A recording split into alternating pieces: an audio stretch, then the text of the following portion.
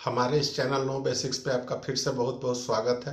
इस वीडियो में हम जानेंगे भारत में राजपूत शासन के बारे में। और राजपूत शासन के बारे में जब हम डिस्कस करेंगे तो वो ब्रीफ डिस्कशन होगा, क्योंकि ये एंशियंट हिस्ट्री का पार्ट है।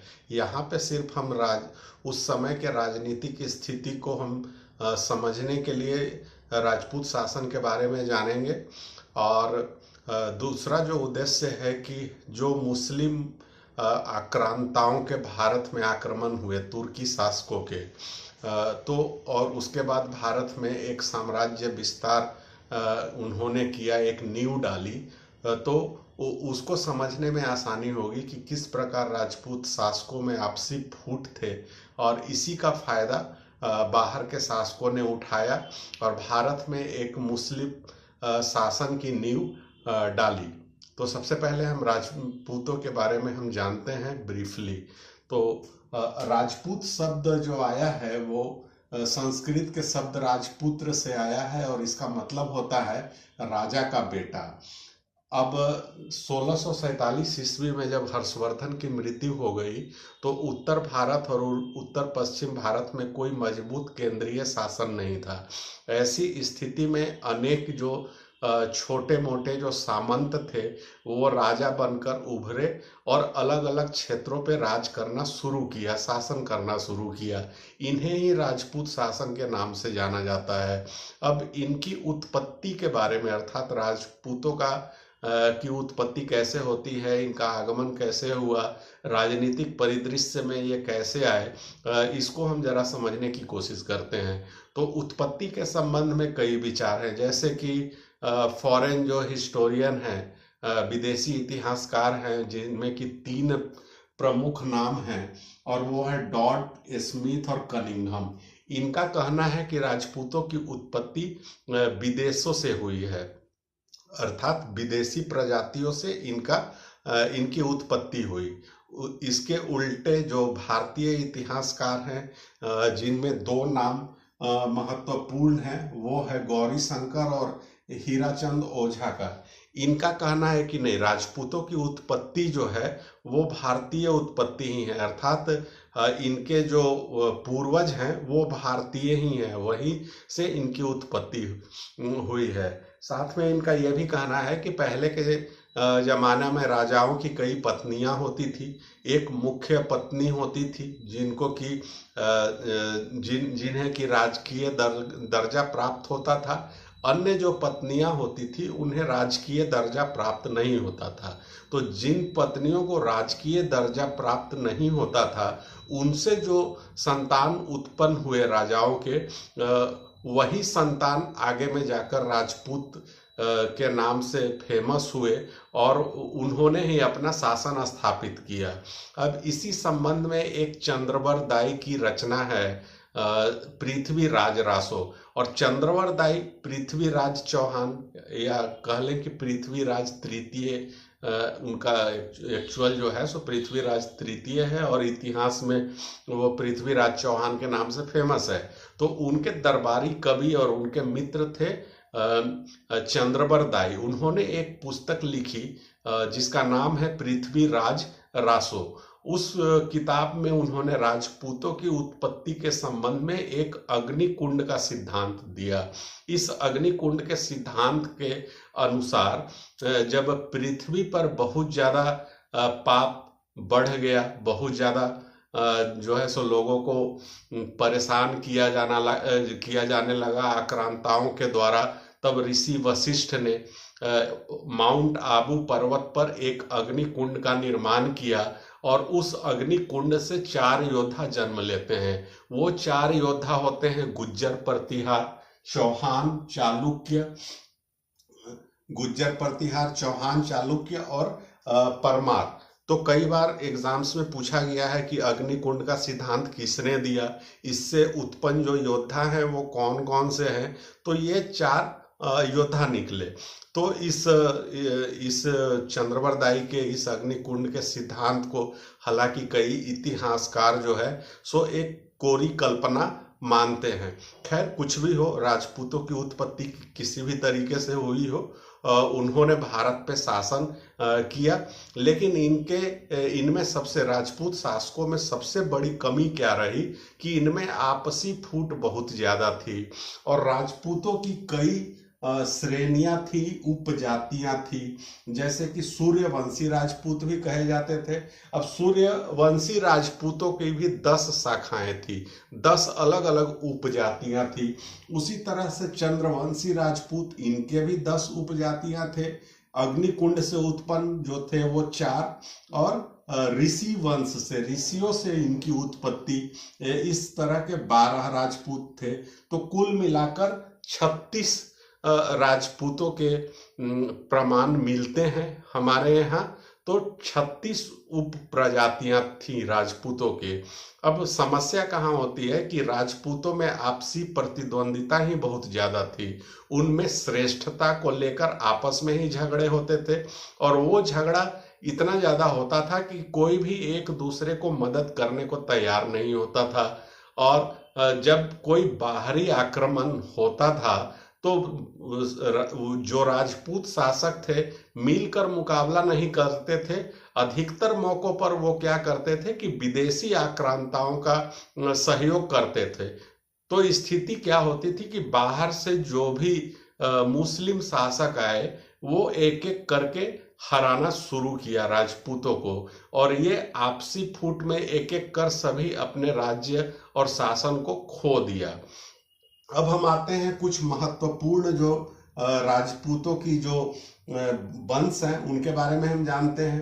तो एक है गुज्जर प्रतिहार, इनका शासन गुजरात और दक्षिण पश्चिम राजस्थान में था। नागभट्ट प्रथम के समय में क्या था कि अरबों का आक्रमण शुरू हुआ था, और अरबों का आक्रमण इन्हीं के समय में शुरू हुआ था, नागभट्ट प्रथम के समय में। और गुज्जर प्रतिहार जब तक मजबूत स्थिति में थे तो वो बाहरी आक्रमणों को असफल करते रहे। तो ये इस वंश की एक बहुत बड़ी देन है कि बहुत काफी समय तक इन्होंने विदेशी आक्रमण को रोके रखा। जब इनका पतन होता है तो कन्नौज में गढ़वाल वंश की स्थापना होती है, और गढ़वाल वंश के एक प्रमुख राजा थे जयचंद। जयचंद के बारे में आपने काफी सुना होगा, कई जगह उदाहरण दिए जाते हैं। जयचंद जो है सो एक विश्वासघात का प्रतीक माना जाता है, तो उसी जयचंद की बात हो रही है। गौरी को इन्होंने साथ दिया था पृथ्वीराज चौहान के विरुद्ध। तो जयचंद की बेटी जो थी संयोगिता, उनका अपहरण करके पृथ्वीराज चौहान ने प्रेम विवाह किया था। तो उस चीज का खुन्नस था राजा जयचंद को, और इसके लिए उन्होंने मोहम्मद गौरी का साथ दिया। अंततः होता क्या है कि पृथ्वीराज चौहान भी हार जाते हैं, और बाद में चंदावर का युद्ध होता है जिसमें जयचंद और गौरी के बीच वो युद्ध लड़ा जाता है, जिसमें जयचंद भी पराजित हो जाते हैं। तो इस तरीके से चौहान और गढ़वाल दोनों वंशों का पतन हो जाता है। उसके बाद एक और महत्वपूर्ण वंश है परमार वंश, और इनका शासन धार नगरी मध्य प्रदेश में चल रहा होता है। राजा भोज, इनका नाम आप लोगों ने काफी सुना होगा, इतिहास में काफी प्रसिद्ध राजा हैं राजा भोज। तो ये इसी परमार वंश से बिलोंग करते थे। चालुक्य या इन्हीं सोलंकी वंश भी कहा जाता है, इनका शासन गुजरात में था, और मूलराज प्रथम और मूलराज द्वितीय, इन्हीं को भीम प्रथम और भीम द्वितीय भी कहा जाता है। इन्हीं के समय में, मूलराज प्रथम के समय में मोहम्मद गजनवी का आक्रमण हुआ था, और मोहम्मद गौरी का आक्रमण मूलराज द्वितीय या भीम द्वितीय के समय में हुआ था। उसके बाद आते हैं चौहान वंश के शासक। तो इनका शासन अजमेर और दिल्ली में था। इसके जो प्रमुख राजा थे पृथ्वीराज चौहान थे, पृथ्वीराज तृतीय ऐसे ये आते हैं। अगर सीरियल में देखें तो पृथ्वीराज तृतीय है, लेकिन पृथ्वीराज चौहान के नाम से यही जाने जाते हैं। अब इनका तो मूल रूप से जो अजमेर में शासन था इनका, लेकिन इनका नानिहाल जो पड़ता था दिल्ली में पड़ता था, और दिल्ली के तोमर वंश वाले जो थे वो इनके मतलब तोमर वंश में इनका नानीहाल पड़ता था, और तोमर वंश के शासकों का कोई बेटा नहीं था, तो दिल्ली का शासन भी पृथ्वीराज चौहान के को ही मिल जाता है। और तोमर वंश के लोगों ने ही दिल्ली की स्थापना की थी। तो इस प्रकार से अजमेर और दिल्ली का शासन पृथ्वीराज चौहान वंश के अंतर्गत आता था। इसी पृथ्वीराज चौहान के समय में मोहम्मद गौरी का आक्रमण होता है। तराइन का पहला और दूसरा युद्ध लड़ा जाता है। पहले युद्ध में पृथ्वीराज की जीत होती है, दूसरे में मोहम्मद गौरी की जीत होती है, और इस प्रकार से पृथ्वीराज चौहान के शासन का पतन हो जाता है। चंदेल वंश, ये बुंदेलखंड में यूपी का एरिया पड़ता है, यूपी और एमपी का बॉर्डर, झांसी रीवा सतना वाला जो इलाका है उसको बुंदेलखंड के नाम से जाना जाता है। तो इसके एक बहुत प्रतापी राजा थे विद्याधर। गजनवी के समय ये राजा थे विद्याधर, और सबसे बड़ी विशेषता है कि मोहम्मद गजनवी ने भारत पे जितने आक्रमण किए उसमें विद्याधर के राज पर जब वो आक्रमण करता है तो असफल हो जाता है। तो ये काफी महत्वपूर्ण है विद्याधर का नाम। उसके बाद हिंदू शाही शासक, इनका शासन पाकिस्तान के क्षेत्र में चल रहा था, मुख्य रूप से सिंध और पंजाब के क्षेत्र में। सिसोदिया वंश, इनका भी मेवाड़ अर्थात राजस्थान में इनका शासन चल रहा था। अब हम आते हैं दोस्तों भारत में तुर्कों के आक्रमण का। तो विदेशी जो आक्रमण हुए, खास करके मुस्लिम आक्रांताओं के जो आक्रमण हुए, उसमें से मुख्य रूप से दो थे। पहले जो थे वो अरबों का आक्रमण भारत पर पहले हुआ, वो 711 ईस्वी में, जिस के संबंध में हम लोगों ने पीछे की वीडियो में डिस्कशन कर लिया है। मोहम्मद बिन कासिम के नेतृत्व में राजा दाहिर को पराजित करके सिंध विजय किया जाता है, और रावर का युद्ध के नाम से उसे जाना जाता है। तो वो पहला आक्रमण था, अरबों का सफल आक्रमण था। उसके बाद वो 700 अर्थात 8वीं सदी की बात है। उसके बाद भी कई आक्रमण होते रहे हैं, लेकिन यहाँ के जो शासक थे, भारत के शासक जो थे, वो उनके आक्रमण को विफल करते रहे।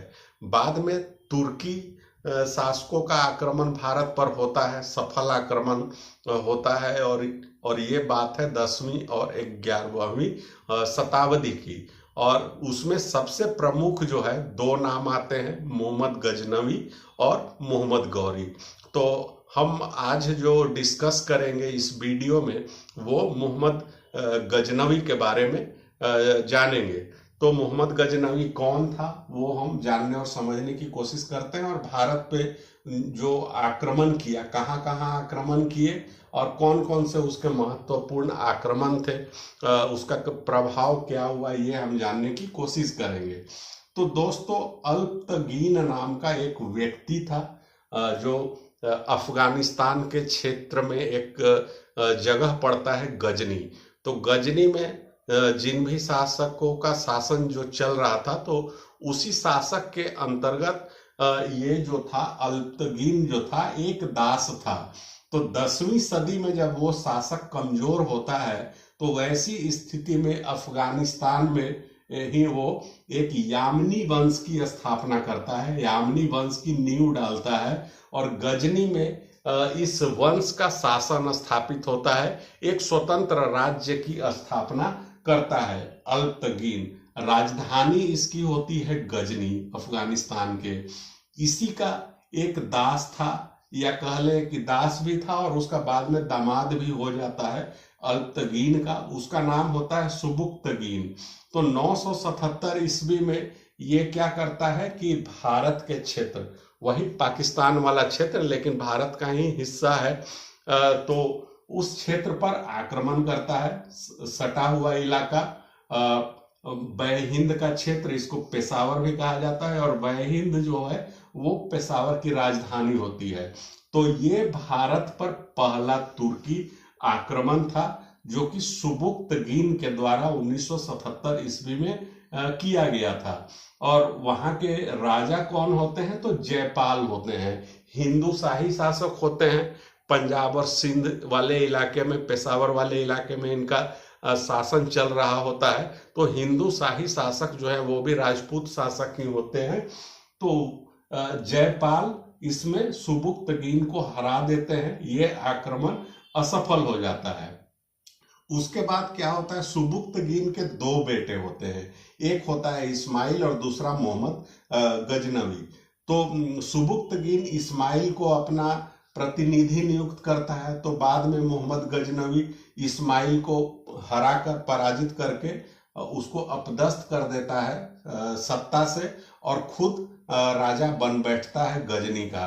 जब ये राजा बनता है तो अपनी स्वीकार्यता को बढ़ाने के लिए इराक का एक खलीफा होता है, और उस खलीफा का क्या नाम होता है? तो अल कादिर बिल्लाह। अल कादिर बिल्लाह से ये जाकर इराक में मिलता है, बगदाद में मिलता है। क्योंकि मुस्लिमों में ऐसा था कि जो खलीफा है वो धरती पर भगवान के या अल्लाह के प्रतिनिधि हैं, और अगर खलीफा किसी को अगर राजा मान ले तो पूरी प्रजा और सारे लोग उसका सहयोग करते हैं। तो इसी कारण से वो इस्माइल को अपदस्थ करके राजा बना था। तो ऐसी स्थिति में अपनी स्वीकार्यता को बढ़ाने के लिए मोहम्मद गजनवी खलीफा से मिलता है। जब खलीफा से मिलता है तो वो मोहम्मद गजनवी को 3 उपाधियां देते हैं। एक उपाधि मिलती है यामीन उद दौला की। यामीन उद दौला का मतलब होता है साम्राज्य का दाहिना हाथ। यहाँ पे यामीन बात हो रही है, तो यामीनी वंश का था मोहम्मद गजनवी। तो यहाँ पे कहा जा रहा है कि यामीनी वंश का वो दाहिना हाथ है। दूसरी जो उपाधि दी गई वो यामीन उद मिल्लाह की उपाधि दी गई। इसका मतलब होता है इस्लाम का रक्षक। और तीसरी उपाधि दी गई सुल्तान की।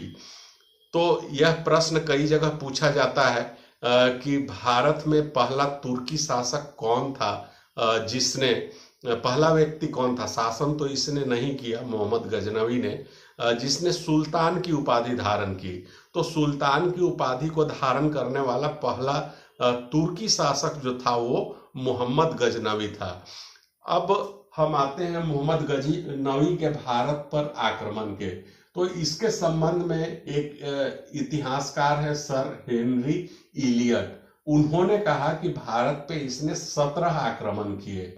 अब भारत पे जो 17 आक्रमण हुए वो 1000 ईस्वी से लेकर 1027 ईस्वी के बीच में होते हैं। अर्थात 27 साल में 17 आक्रमण भारत में मोहम्मद गजनवी ने किए।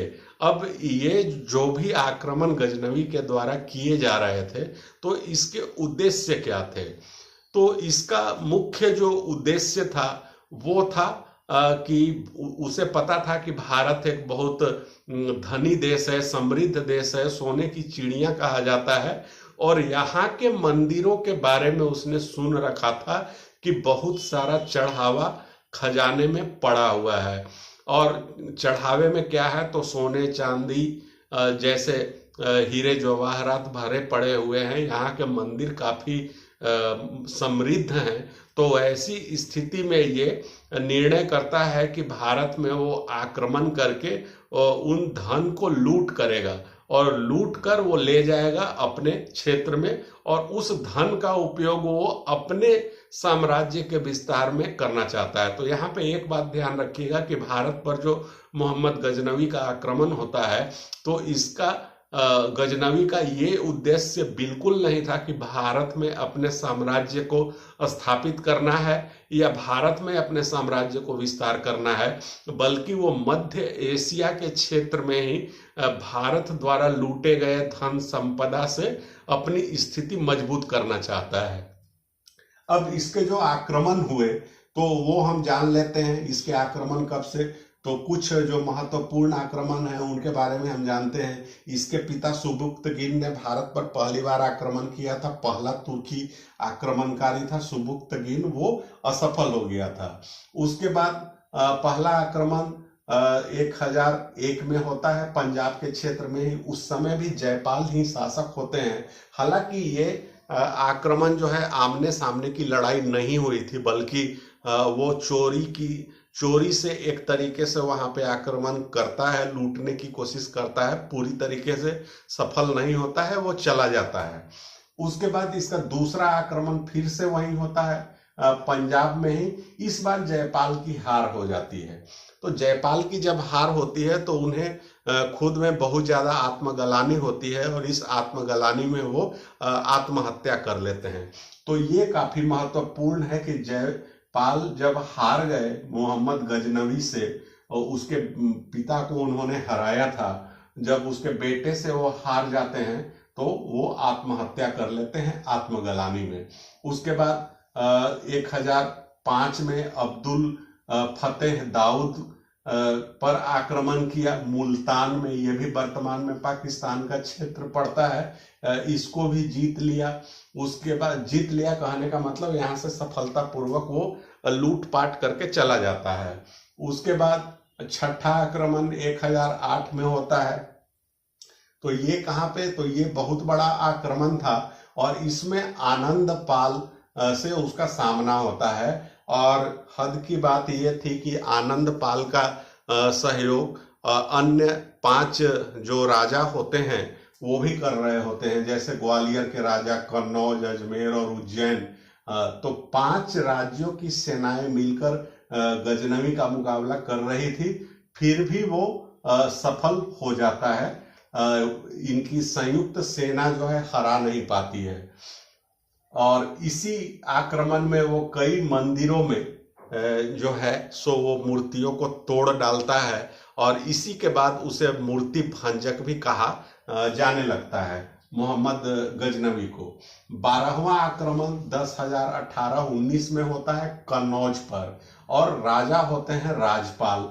जब मोहम्मद गजनवी का आक्रमण होता है तो राजपाल जो है वो महल छोड़कर भाग जाता है, उसका मुकाबला नहीं कर पाता, तो वो भगोड़ा बन जाता है।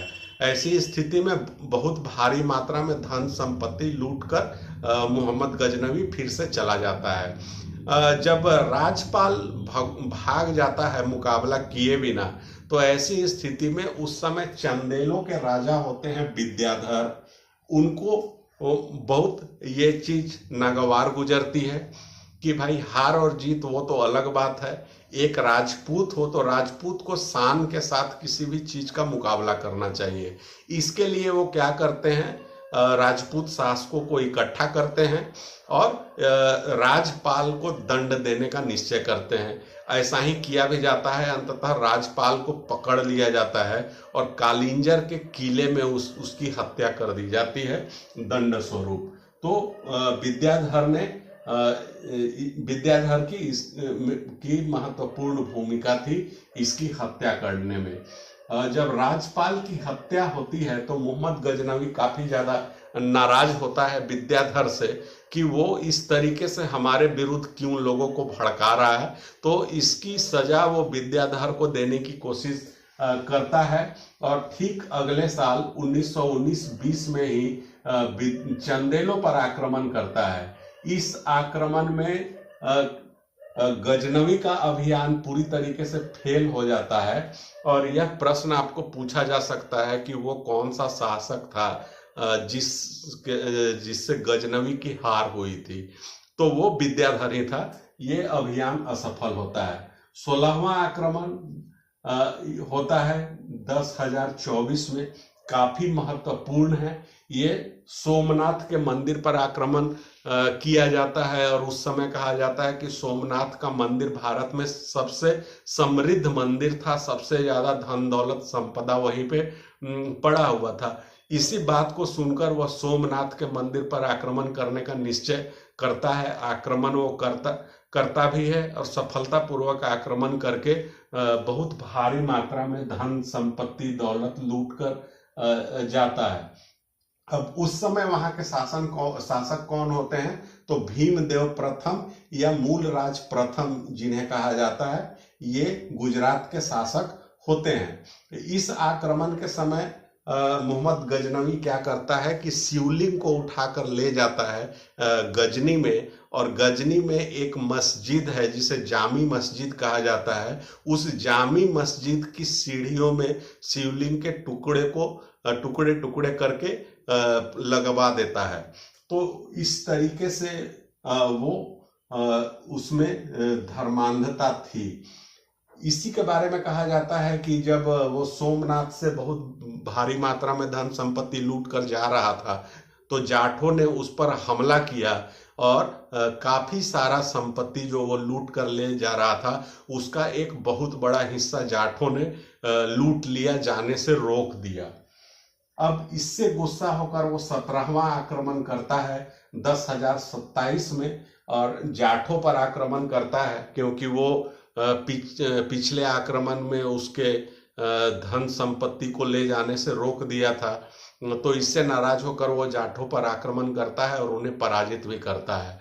और ये इसका बहुत ये इसका गजनवी का भारत में अंतिम आक्रमण होता है, 17वां आक्रमण होता है 1027 में।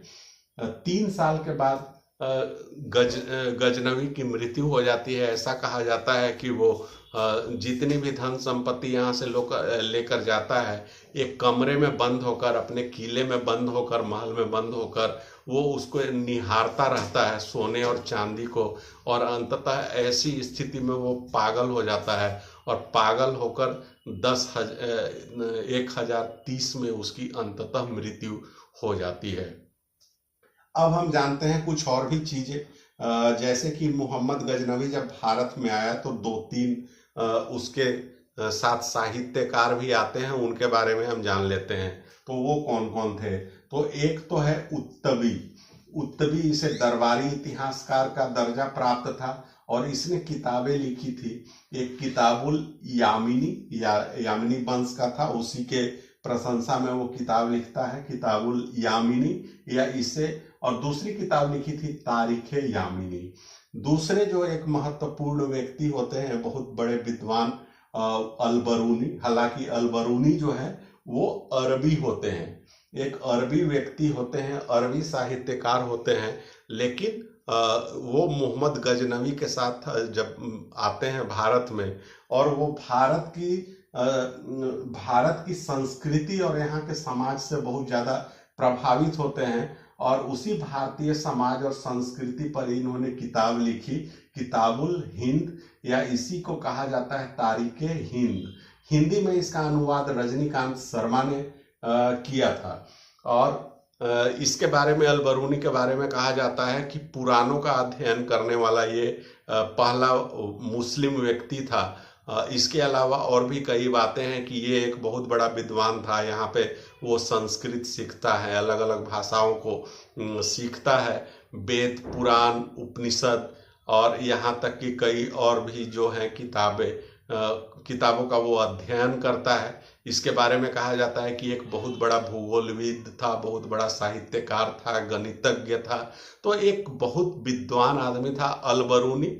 और भारत और अरबों के जो संबंध हैं, उस संबंध में अलबरूनी की जो किताब है किताबुल हिंद, उसका एक काफी महत्वपूर्ण योगदान है। इस किताब से कई जानकारियां मिलती हैं भारत के बारे में और अरबों के बारे में भी। उसके बाद